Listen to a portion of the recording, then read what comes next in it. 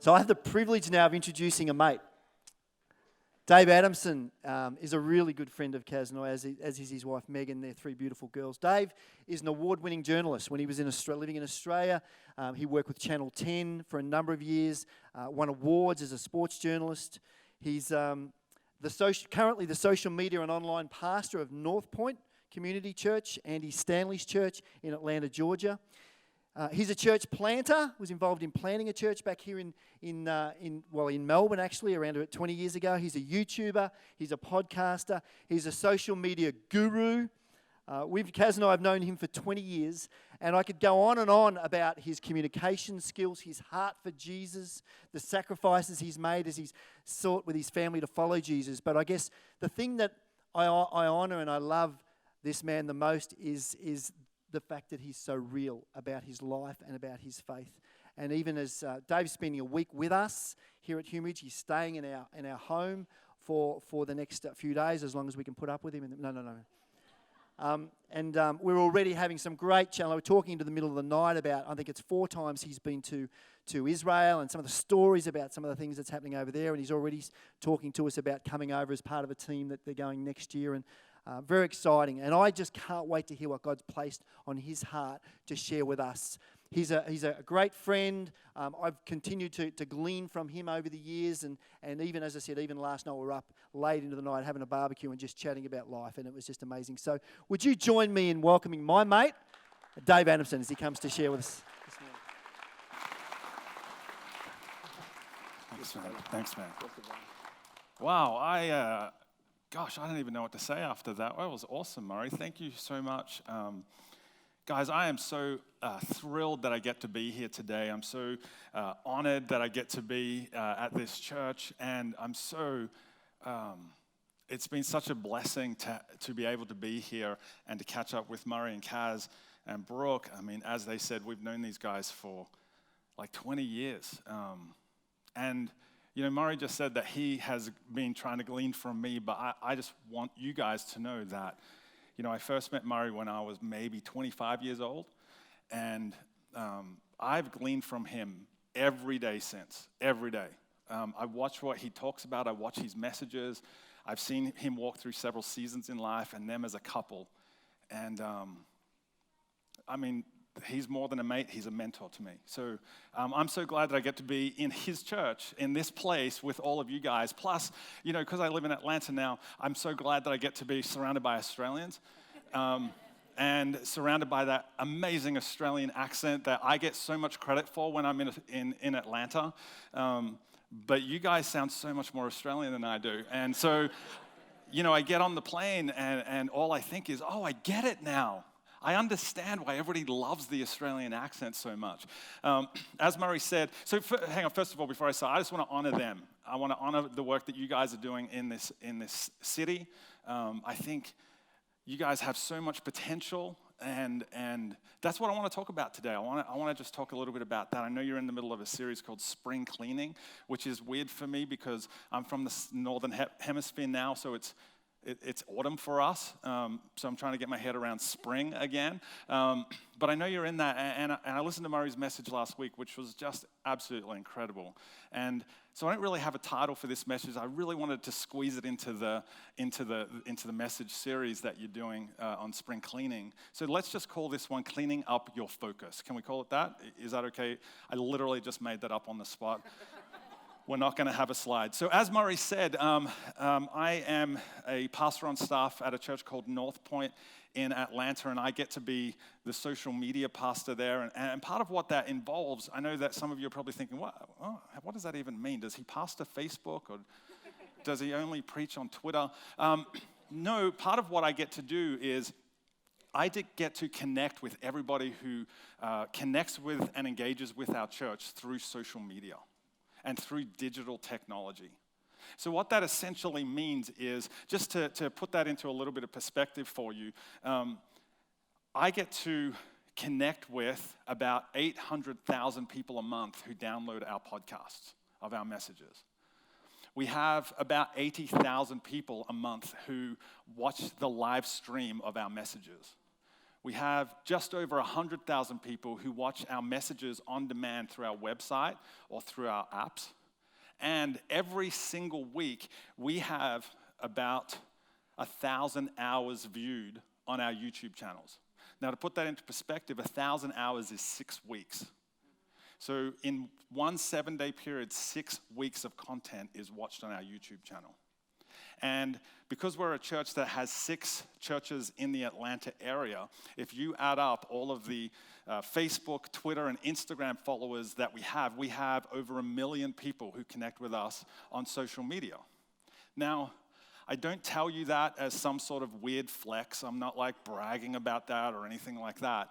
I tell you that because, quite honestly, as a guy from the western suburbs of Melbourne, it's overwhelming to consider the amount of people that we get to connect with who engage with our church. I mean, it's so overwhelming. I remember when I'd just been into this position for my very first week, and I came home on Thursday night, and my wife said to me, my wife Meg said, "Hey babe, how's your first week gone? How are you liking the job?"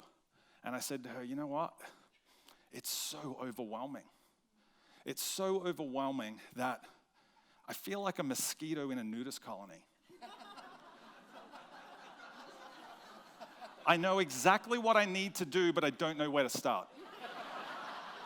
And she said to me, "Please don't ever share that publicly." And I said, "Well, why would I? I would never do that." So can we just keep that? We'll keep that in here, right? We're not posting this. Okay. So yeah, now I get to be a pastor in the US, and that's not something that I ever planned to do. In fact, being a pastor was the last thing I planned to do. I never had plans to become a professional Christian. My whole life growing up in Australia, I went to high school, went to college. I went to Deakin University in Geelong. I don't know if anybody's from Victoria, but I got a journalism degree because all my whole life, all I wanted to be was a sports reporter. And so I started working for a local newspaper, and I made my way up to be the sports editor of that newspaper. And then from there, I went and worked for the Footy Show magazine, which only lasted a year. And then I was out of work. And so then I went and started working for the AFL Record. I know we're in Queensland, but are there any AFL fans here? All right. So you know what the AFL Record is. So I was the editor of the AFL Record for a couple of years. And then I went and worked for Channel 10. And my job was for the 5 o'clock news in Melbourne. But I also primarily worked for a show called Sports Tonight. Is Sports Tonight still on? It's probably not on anymore. It's coming back. So our show would follow the late news with Sandra Sully, and I was a Melbourne reporter and producer for that. And I know most of you, or at least maybe just over 50% of you, are probably thinking right now, he doesn't even look like a sports reporter. So here's some photos of me when I was in my reporting days. Back then I was young and I was clean cut and I would wear a suit to work every day. So this is what America has done to me. Thanks a lot, America. Making Dave great again. Oof. Okay, tough crowd. So I had plans. This was my plan for the rest of my life, just to be a sports reporter. I literally had the best job in the world. My mates wanted to come with me to all the events. I got into multiple grand finals for free, Melbourne Grand Prix, the Australian Open I covered for 8 years. Like, I interviewed the highest, the best sports stars in the world. It was my absolute dream job. I was like, I never want to do another thing. This is it. But then God stepped in. And God had completely other plans. And so, 11 years ago, I packed up my house, my wife, and my 3 girls. Here's a photo of them. We all packed up. I shouldn't have looked because I'm so far away from them and I miss them so crazy. But we did this crazy thing. We sold everything we had and we moved to New Jersey. New Jersey. And I was a pastor on staff there. I was a church online pastor at a church called Liquid Church, and then moved to Atlanta in about 6 years ago, 6.5 years ago now. And now I get to work at this amazing, incredible church and do this amazing, incredible things that connects both the gifting that I have in the media, right, with the vision that God had placed in my heart to reach people and to talk about his kingdom. And instead of building an empire for myself on media, I get to build a kingdom for God. So I, as much as I didn't want to be in this position, I'm so thrilled looking back that I actually get to do what I get to do. And, church, I don't know if you guys know much about Atlanta, but church in Atlanta is very different than church in Australia. Atlanta is in the Bible Belt. So there literally is a church on every corner in the state that we live in the state of Georgia. I love what I get to do. I love what I get to be a part of. My wife is on staff at North Point as well, and she is just an incredible leader. She's so much smarter than I am because she would never said that mosquito thing. But she gets to be on staff as well. So I'm so thrilled with what I get to be a part of. I'm so glad with what she gets to be a part of and what my girls get to be a part of as well. In fact, one thing that my youngest daughter, Geordie, who's 15 years old, one thing she got to be a part of just a few months ago in June, I got the opportunity to go over to Israel for the 4th time. And this trip was different than some of my other trips because a company had asked me to come and they were going to film me as I went around to all these historical sites, these biblical sites, and I would do devotions there. So we would show up at the Western Wall, and the crew would come up and say, have you got a devotion to do? And I was like, yeah, let's do it. So 2 film crews, a drone operator. It was absolutely a great opportunity. And they said, we want you to bring your daughter along. And so I got to experience the Holy Land with her for the very first time and see it through her eyes and see it come alive for a 15-year-old girl. And it was funny, the day that we showed up at the Jordan River is the place where we're told Jesus was baptized. And this is archaeologically the place that is a AAA site. They know that it was somewhere in this region that Jesus was literally baptized by John. And when we arrived there, my daughter said to me, hey, Dad, I want to get baptized. And so this happened. Some of you might not know that I brought my 15-year-old daughter with me. And the biggest thing that she wanted to do this whole trip was to be baptized right here. Do you want to say anything?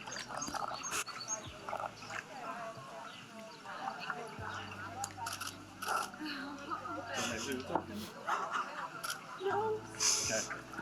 I'm getting baptized today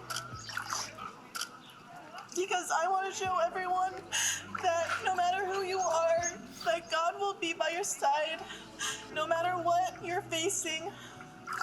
I had to face a lot in my life because I am diagnosed with dyslexia, which is a reading disorder. And my dad doesn't say this a lot because he doesn't like to show off names, but how he all started was because he wanted to teach me about God through photos, and I'm just so grateful to have him as my dad, and I love him very much, and I'm so glad to be on this trip with him, and I'm just so grateful to be here, and that's why I wanted to get baptized. So Jordan is my youngest daughter, and Jordan in Hebrew means descended from the Lord. Her middle name is Grace, which in Hebrew is Chesed, which means an undeserved gift of mercy. And I gotta tell you guys, she is my undeserved gift of mercy. She has changed and completed our family. And Geordie, because of your profession of faith, it is my pleasure and honor as your dad to baptize you in the name of the Father, the Son, and the Holy Spirit.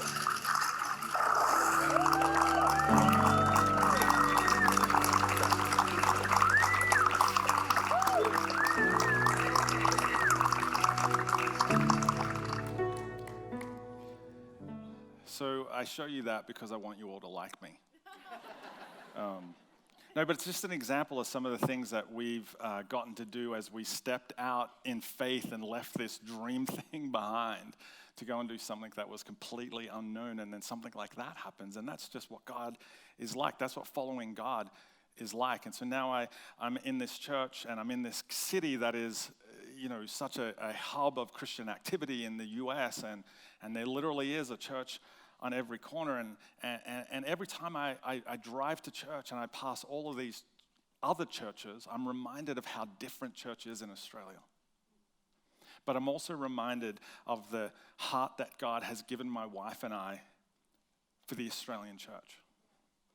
We live in this place that is just absolutely incredible, but our heart is for the capital C church in Australia, and we want to help the capital C church as much as we possibly can. And so we always keep up to date with what's happening in churches here back home. And so as part of keeping up, I read some research recently that showed that 7% of Australians, only 7% of Australians attend church on a regular basis. That there are 1.5 million Australians who don't even know a Christian. And that 1 in 29 Australians have never heard about Jesus. These stats mean that all of us in this room right now, we're in the minority. And guess what? If you were here last week, you're in the minority of the minority. How does that make you feel? I wonder right now, what are you thinking when you look at those stats? Are you feeling scared? Are you worried? Are you frustrated for our nation? When I look at those stats, I get really excited. I get excited because when I look at those stats, I see opportunity. I think that's why it's exciting, because it shows that we can really make a difference in this city, in this state, and in this country. Because we are surrounded by people who don't know Jesus. We are surrounded by people who are disconnected from church. We are surrounded by people who would describe themselves as nuns. Not habit-wearing nuns.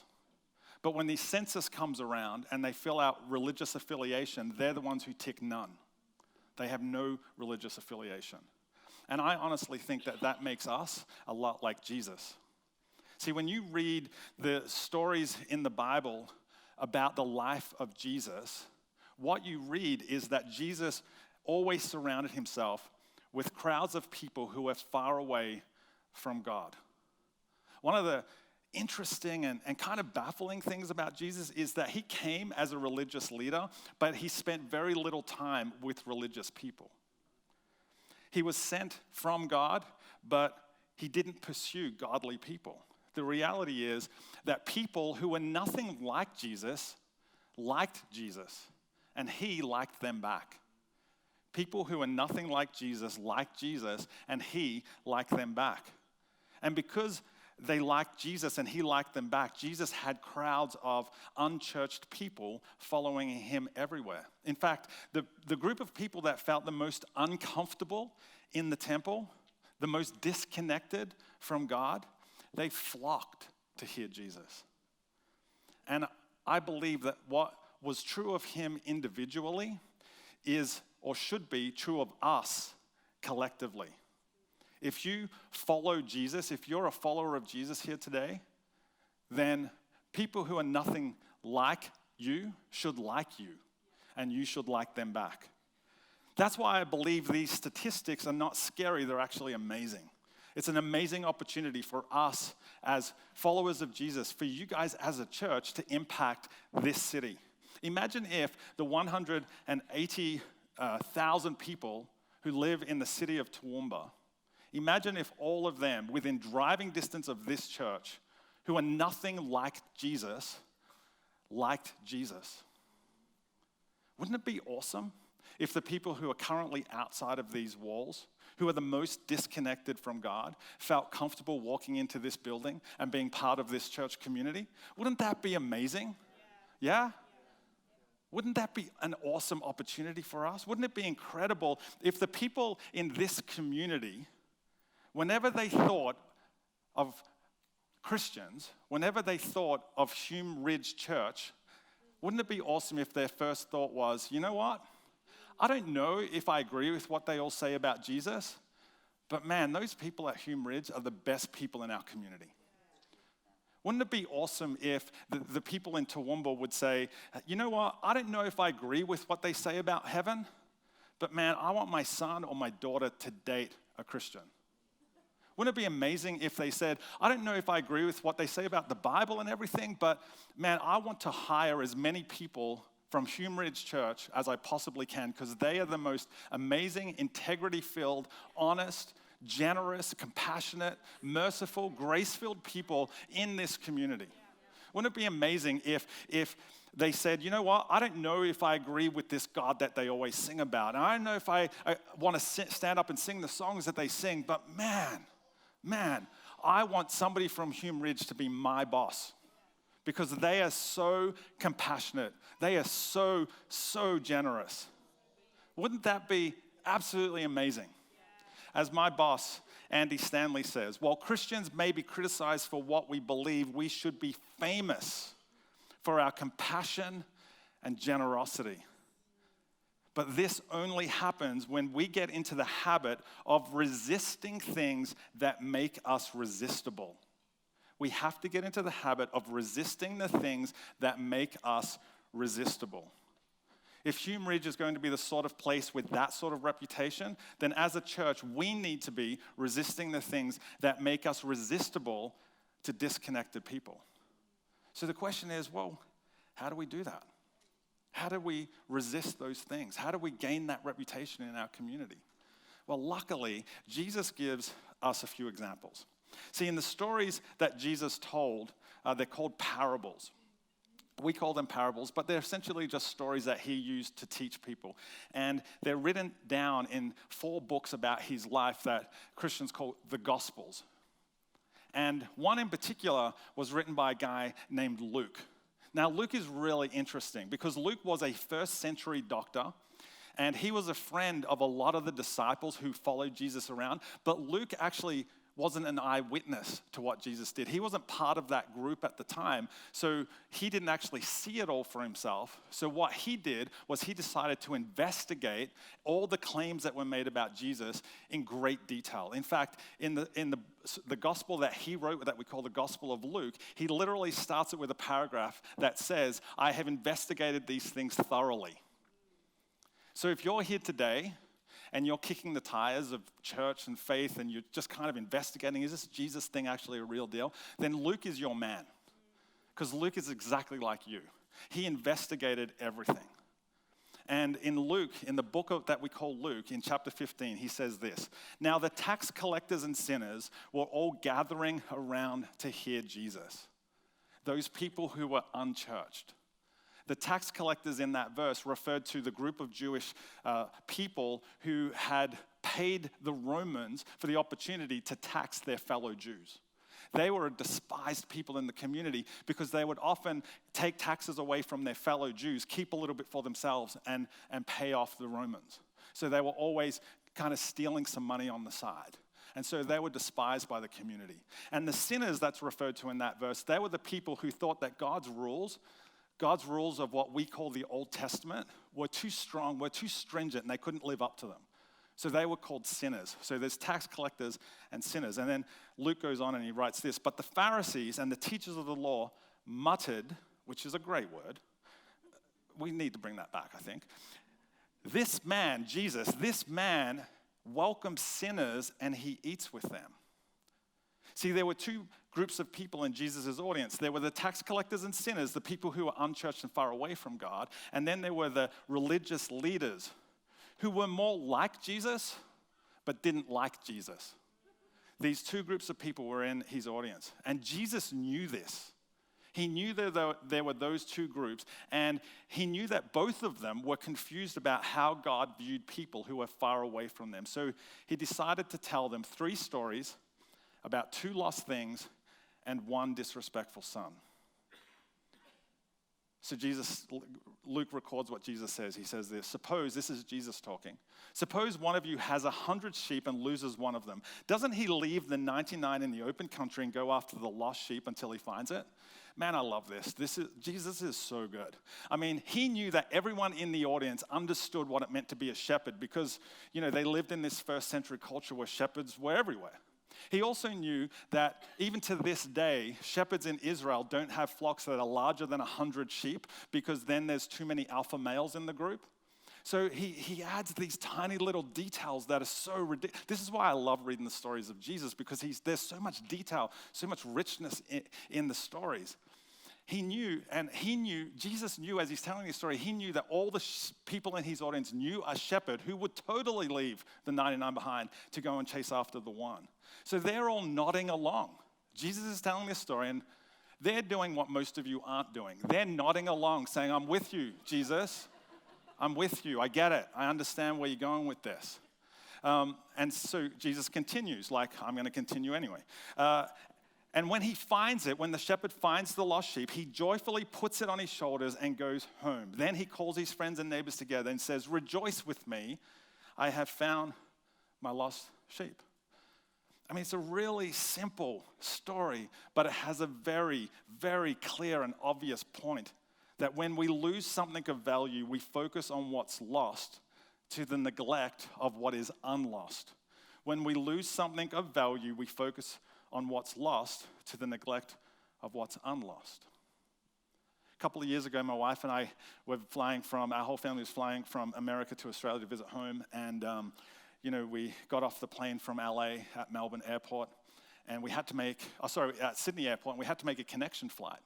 So you know what it's like, I know those of you who have kids, especially when you're getting off a plane, you're pulling everything together and pulling bags down and giving everybody stuff to carry and trying to help everybody off the plane, and we had to rush through customs in Sydney, which is nearly impossible. And then we get to the gate for our next flight, our connecting flight to Melbourne. And as we sit down at the gate, my wife goes, I think I left my phone on the plane. And I'm like, what? Yeah, my phone, I think I left it on the plane. So we stood up, and I took off to the Qantas help desk to try to see what we could do. And she took off to try to get back to the gate of where, that we had just left, because something of great value was lost. And the thing is, we left all of our suitcases and our kids at the gate while we took off in different directions trying to find that which was lost. Because when you lose something of great value, it's not helpful to think about the stuff that you have not lost. You just don't do that. Your focus shifts. I remember one New Year's Eve when we were still living in Australia, and our kids were really, really little. In fact, Geordie, who just got baptized, was a tiny baby, right? At a New Year's Eve party, and there's about 80 people in this house. And my wife comes in carrying Geordie, and she says, hey, babe, I need to go and feed Geordie. Can you look after Chelsea and Ella? And I went, yeah, sure. She went off into the room, and I'm a guy. Yeah, sure, but then just kept talking. 20, 30, okay, maybe 45 minutes go by, and I go, oh, did Meg ask me to do something? Oh, the girls. So I go outside, and I see Chelsea. She's playing in the dirt, and she's having a ball. She's like, I think she was like maybe 5 years old at the time. And our next daughter down, Alice, she was 4, and I couldn't find her anywhere. I literally looked everywhere, but because I'm a people person, I didn't want anybody to know what I'd done, so I was looking around very quiet. Hey, man, yeah, looking around for Ella, where'd she go? But eventually, after like 5 or 10 minutes of looking, I started to get panicky, so I started asking people, hey, have you seen Ella? No, nobody's seen Ella. The ripple starts to go through the party. Have you seen Ella? Ella's gone. And so everybody stops the party. Literally, the music stops. And the whole party starts searching in the house, outside of the house. And then somebody says, hey, Dave, come here. And I go over, and they point to the wire screen door that was unlocked and left open. And it was literally at that moment that Meg came out of the bedroom. Now, how do you think it would be if I said to her, hey, babe, don't stress. I've lost Ella, but the good news is Chelsea and Geordie are still here. So we're good. We're not even going to bother about going to find. How do you think that would go down? No, we focused on what was lost, not what was unlost. That's what we do. When we lose something of great value, it's human nature to focus on what is lost, not what is unlost. Now, I was going to move on, but I know some of you need closure on that story. Just intuitively knew. You're all going, what happened to her? At 4 years old, she had walked out the door. She had walked around the corner and halfway up the next street before realizing she was lost. And so she went and knocked on the door of the nearest house and said in her 4-year-old voice, "I'm lost." And somebody called us and said, "Dave, we found her. And we went running to this house and we found her just standing there eating burger rings. But on the way to that house, this is the bit I normally leave out, just in case there's any Department of Family Services people in the room. On the way to that person's house, she'd picked up a broken pair of sunglasses she found and an empty VB bottle. So when she knocked on the door, "I'm lost." VB bottle, sunglasses. Wasn't my finest parenting moment, but you get the point, right? When my daughter was lost, we didn't just focus on who was not lost. We dropped everything to go after that which was lost. And everyone in Jesus' audience were nodding along just like you were, because you understand that when you lose something of great value, you need to go and find that thing. Everybody goes after the thing that was lost because that's where their focus goes. But Jesus wants to underline the point, right? He just wants to underline it, make sure everybody gets it, so he tells one more story. He says, "Or suppose a woman has 10 silver coins and loses one." Now, general consensus is that those 10 coins were part of her dowry that was handed down by her parents. It was kind of like she would wear them on a veil and have 10 coins hanging from whenever she went out in public. So it was basically bait. If you want to marry me, you get these coins as well, right? Come on, that's what it was. It was bait. So she's never going to go out in public without one of these coins and just a little string hanging down. She's not going to do that. So when you read this story, think that through. It's almost like an engagement ring, okay? Jesus says, "Doesn't she light a lamp, sweep the house, and search carefully until she finds it? And when she finds it, she calls all of her friends and neighbors together and says, 'Rejoice with me, I have found my lost coin.'" Jesus is so good, man. He is tapping into a human emotion that all of us have felt at one time or another. And that human emotion is when we lose something of great value, we go to great lengths to find it. When we lose something of great value, we go to great lengths to find it. At this point, he's got everybody in his audience, the church, the unchurched, everybody is leaning in, everybody is listening, everybody's nodding along because there's a common emotion that they all understand that he has tapped into. So then he hits them with the kicker. He tells a story of a father whose youngest son can't wait for him to die. And the son tells the father, "I want my inheritance now." Now, whether you've been in church for a while or if this is your first time, you've probably heard this story. See, this is a story not just about a lost son, but it's a story about a lost relationship. The son was already relationally gone long before he left the house. But the father does the unthinkable in this story. He wanted to reconnect so much with his son that he let him go and actually funded his departure. What the audience heard, the first century audience heard Jesus say then was that the father loved the son so much more than he loved his own reputation. Because everyone would have thought that this father was a fool for giving his estate away to this disrespectful son. But then in the story as it goes, and I'm sure you've all heard it, but one day the son wakes up to the fact that he's lost, that he's disconnected. He's missing home, and he's hoping that home is missing him. And that's where I want to pick up the story. And so Jesus, as he tells it, and as Luke records it, it says, "So he got up and he went to his father."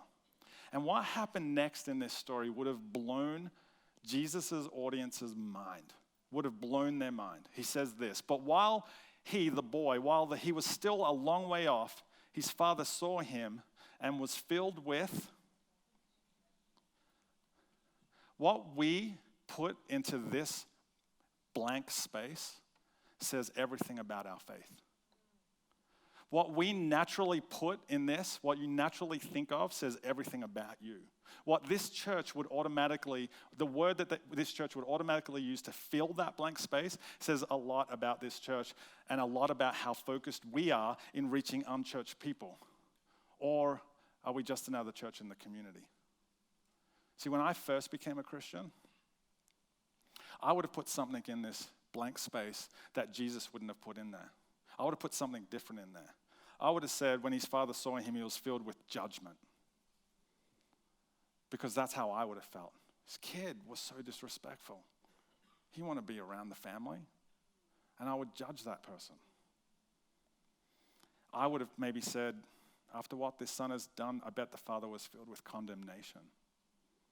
When I first started following Jesus, I probably would have said, after everything that this son did and said, and the way he squandered everything, I probably would have said the father was filled with self-righteousness. This kid doesn't deserve to come home. What would you naturally put in there? Not the word that you know follows because you've been reading the Bible for a long time. What word would you naturally put in there, instinctively put in there? Here's what Jesus said. But while he was still a long way off, his father saw him and was filled with compassion for him. The father had compassion on the son and welcomed him home. Jesus' point, that would have blown his audience's mind, but Jesus' point was that our Father in heaven wants to connect with us too, and wants to connect with people who are disconnected from him. Just like the father in the story, it does. See, God views disconnected people like the sheep, like the coin. He views them as something of great value that has been lost and that needs to be chased after. The reason Jesus was so focused on people who are outside the church was because they were lost and he had to search for them. Do you know what determines the price we are willing to pay to retrieve something that we have lost? It's the value that we place on that thing. When our phone was lost, we rushed to try to get it back. When our daughter was lost, we scaled that up big time because we place far more value on our daughter than we do on a phone. And God values people who are disconnected from him so much that he sent his son to die for them, even while they were so far away. Even while they were so disconnected, he sent his son. That's the value that that our Heavenly Father puts on people who are unchurched, who are outside of this building. And the interesting thing is, because Jesus' audience was mostly made of people who were disconnected from God, what do you think they thought? They thought, well, I'm the sheep that the shepherd chases after. I'm the coin that requires the whole house to be turned upside down. I'm the person who deserves a celebration when I get connected. That's what they were thinking. Now, I've spent the last couple of days at Murray and Kaz's house, and all they've told me this whole couple of days, it's just ad nauseum now, is how smart all of you are. And so, as smart people, I know that you guys probably understand all of this in theory, right? You understand that the gravitational pull of most church cultures is towards the 99, not the 1. Towards the 9 coins, not the 1 lost coin. Where the gravitational pull is towards the older brother or the older sister in the prodigal son story. The focus is on the paying customer. We're naturally focused as church people to focus on keeping rather than reaching. But the gravitational pull of the Father is the exact opposite. He wants to find the lost because they are the most valuable to him. Now, for just a second, I would love to just speak to just the Christians in the room. So if you're a follower of Jesus, this next couple of minutes, I just want to talk to you. If you've been dragged to church today because somebody promised you lunch, and you don't know if you really believe all of this Bible stuff, this Jesus, this God thing, then you can tune out for the next couple of minutes, okay? You totally just check out. You probably already have anyway. But check out. I just want to talk to the Christians in the room for a minute. Guys, it is our responsibility as followers of Jesus to make sure that the disconnected people in Toowoomba know that we find them valuable, that we are ready to drop everything to pursue them because they are valuable to God. It's our responsibility as the church to let this community know that they are valuable to God and this church is for them. And that's how we become irresistible to the community, by letting them know that we are for them. That's how we let them know. We need to let the people of Toowoomba know that we are for Toowoomba. As my friend Jeff Henderson says, he's a pastor at one of our churches. He says, for too long the church has been known for what it is against. We want to be known for what we are for. For too long, the church has been known for what it's against. We want to be known for what we are for.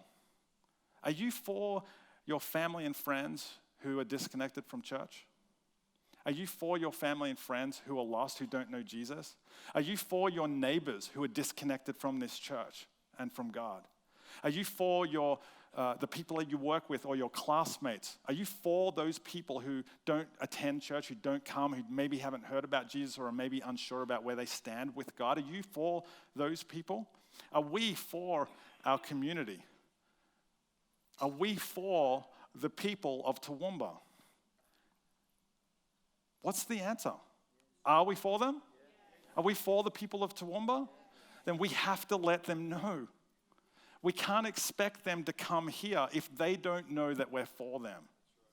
And that happens, I think it happens in a number of ways that don't involve this church building. It happens outside in the streets. It happens in the way we interact with them when we're out in the community. It happens in the way that we speak, the language that we use when we're around them. It happens in the way that we drive through the streets. Are we drivers filled with grace? Or are we angry drivers who flip people off because they cut us off in traffic? Like literally it happens in the way that we drive. And it happens in what we post on social media as well. See, all of this matters because I believe that people will connect with this church before they connect within this church. People will connect with this church before they connect within this church. We need to remember that in everything that we do, everything that we say, everything that we post, we represent the God that we believe in. And the reality is, people will experience Jesus in you before they experience Jesus in person. People will connect with Jesus in you before they connect with Jesus in person. They will understand the Jesus in you. They will see the Jesus in you before they see the Jesus in person. We tell the community that they're valuable to God, that we're for them in the way that we interact with and engage with them on a regular basis. Like I said before, Jesus came to seek and save the lost. We should be about the same thing. Jesus came to seek and save the lost, and we should be about the same thing. We need to remind the people of Toowoomba that we are for them, that we are for our neighbors, that we are for the shop owner who we always go into for a cup of coffee. We need to let the people of Toowoomba know that we are for them because, after all, the most famous Bible verse in the world started with the word for. God, we thank you that even when we were far from you, when we were disconnected from you, when we were disconnected from the church, when we didn't understand who Jesus was, or we didn't want to have anything to do with church, you were still for us. You had gone out in advance and sent your son to remind us that we are valuable. God, I believe that everybody who follows you in this room right now has experienced that understanding, that knowledge of knowing that their Heavenly Father is for them. And Father, we want that for the rest of the people in Toowoomba. God, we want them to experience that unconditional love, that unconditional grace. We want them to experience your compassion and your mercy. We want them to see that life is better with Jesus, that following Jesus makes your life better and makes you better at life. But God, we also understand that you use us as your instruments, as your tools to make that happen. So Father, today I just pray for the people of Toowoomba.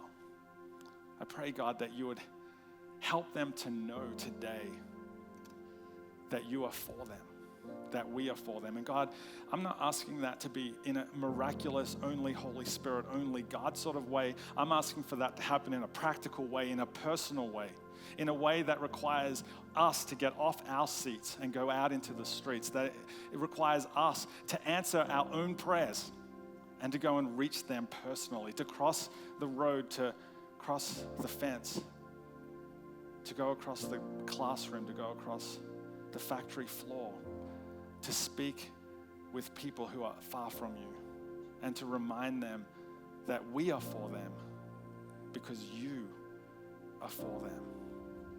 To remind them that God so loved the world,